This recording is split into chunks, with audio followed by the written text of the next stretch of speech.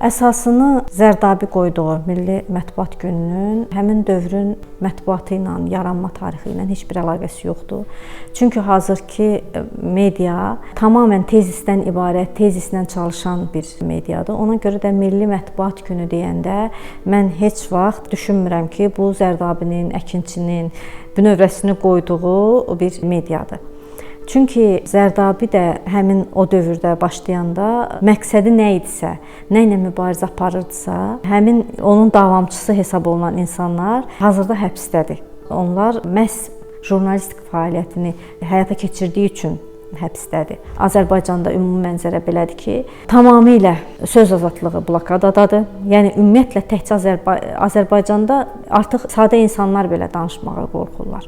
Yəni vəziyyət o həddə çatıb. İnsanlar hamısı stres içərisindədir və belə bir gündə Milli Mətbuat Günü deyib nədənsə danışmaq çox ayıb bir şeydir mənə görə. Yəni hakimiyyət bunu eləyirsə, yəni çox ayıb bir şeydir.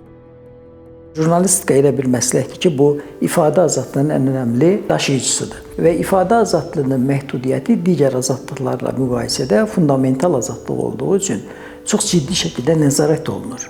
Yəni, çox ciddi sosial baskın tələb olmadığı zaman onu siz məhdudlaşdıra bilməzsiniz.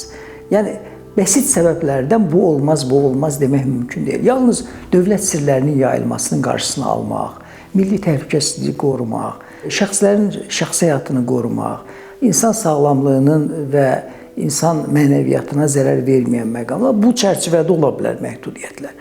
Amma bunu siz ucdan tutma məhdudiyyət qoymaq, bunlar həddən artıq çox məhdudlaşdırıcı normalardır. Çünki jurnalistika özü ictimai sferada fəaliyyət göstərən bir peşədir və burada daha çox tələb təkliflə formalaşır münasibətlər. Hə, siz təbii peşəkar etik çərçivəyə əməl eləyəsiniz, hüquqa əməl eləyəsiniz, bunlar öz yerində. Amma hüquq da ağlına gələni hüquq halına gətirməməlidir. Hüquq həm də legitim məqsəd daşımalıdır. Heç bir mənafeyi qorumayan, amma məhdudiyyət kimi ortaya gələn, istənilən şey müdaxilədir.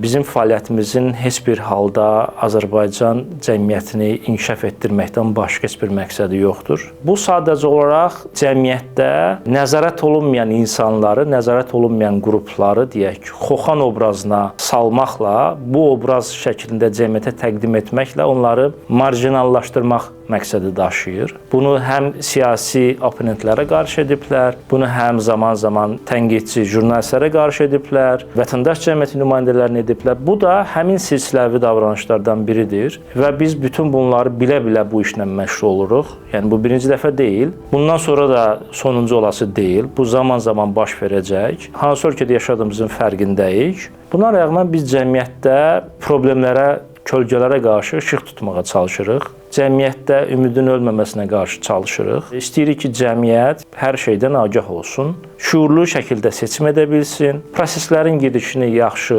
məlumatlana bilsin, hökumət hesabatlı olsun, hökumət hesab etməsin ki, o nəyi təqdim edir, cəmiyyət də onu yeyir. Yəni, bizim əsas fəaliyyətimizin hədəfi ondan ibarətdir ki, hökumət və hökumət adına danışan siyasilər və bu funksiyanı icra edən şəxslər cəmiyyəti müti, itaət edən obrazında görməkdən vaz keçməlidirlər.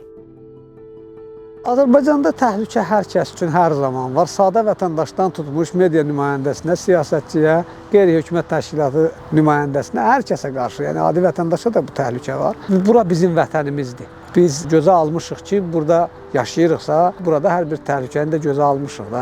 İnsan haqları və əsas azadlıqlarla bağlı, bunların götürdüyü öhdəliklərlə bağlı, bunlara hansısa tələblər qoyulanda bunu çox sərt və radikal qarşılayırlar. Başlayırlar daxildə bu cür repressiv metodlara əl atmağa. Bunların bir tərzi var da, ümumiyyətlə bu idarə etmələrin, bu kimi idarə etmələrin irəli gedə bilməyəndə geriyə işğal edirlər, geriyə tutmağa başlayırlar.